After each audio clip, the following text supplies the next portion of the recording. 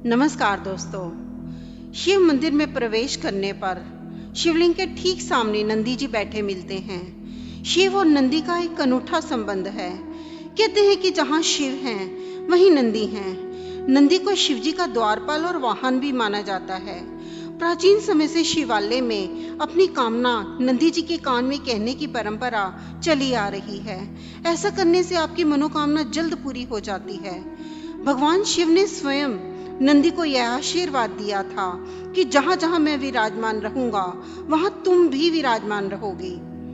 नंदी जी के कान में अपनी मनोकामना कहने से पहले ओम शब्द का उच्चारण करना चाहिए। इससे आपकी मनोकामना भगवान शिव तक जल्दी पहुंचती है।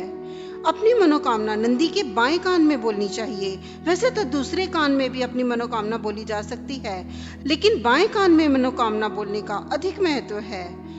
नंदी बैल की पौराणिक कथा इस प्रकार है कि प्राचीन काल में शिलाद नाम के ऋषि हुआ करते थे। उन्होंने एक विद्वान पुत्र की प्राप्ति के लिए भगवान शिव की कठोर तपस्या की। शिव उनकी तपस्या से प्रसन्न हुए और तेजस्वी पुत्र की प्राप्ति का वरदान दिया। कुछ समय बाद शिलाद ऋषि को नंदी पुत्र के रूप में मिले।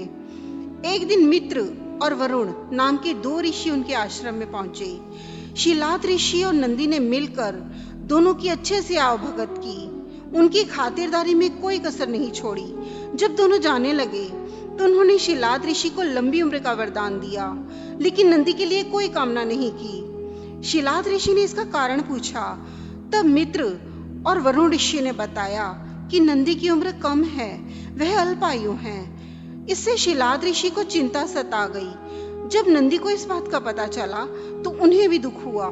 इसके बाद नंदी ने शिव की कठोर तपस्या शुरू कर दी। शिव जी नंदी की तपस्या से खुश हुए और उनके सामने प्रकट होकर कोई वरदान मांगने के लिए कहा। तब नंदी ने कहा कि वे हमेशा शिव की छत्र छाया में रहना चाहते हैं। शिव ने तथास्तु कहा और नंदी को अपने गणों में स्थान दिया। इस तरह नंदी शिव के वाहन बन गए। शिव जब हिमालय में तपस्या करते हैं तब नंदी उनकी द्वारपाल होते हैं। दोस्तों, आपको कैसा लगा आज का ये प्रसंग? अगर इससे थोड़ी भी जानकारी मिली हो तो इसे लाइक कीजिए, शेयर कीजिए और चैनल को सब्सक्राइब भी कर दें। नमस्कार।